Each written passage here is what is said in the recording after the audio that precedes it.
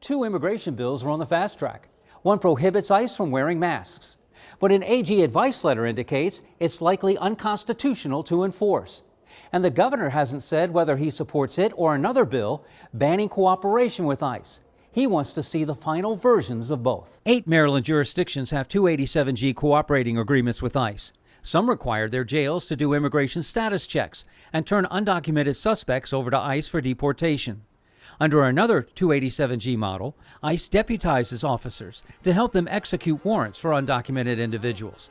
Legislation banning these agreements generated spirited debate in the House. So you're telling me you want somebody coming to a local jail who's just committed the worst offense in our state? We want to make it a sanctuary for that person. So, ICE is actually taking the opportunity to deport people before they've had their trial and before they've done their time. So here's why wouldn't we wait until after? Somebody does something to my child, I want them to have their due process, because at the end of the day, I want them to be punished.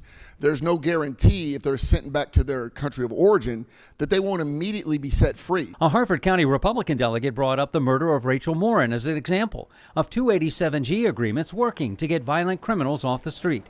An undocumented immigrant was convicted of the crime. This shows the 287G program does not prohibit individuals from facing justice here in the United States or in the state of Maryland. The gentleman who killed her was arrested, but was not arrested because of a 287G agreement.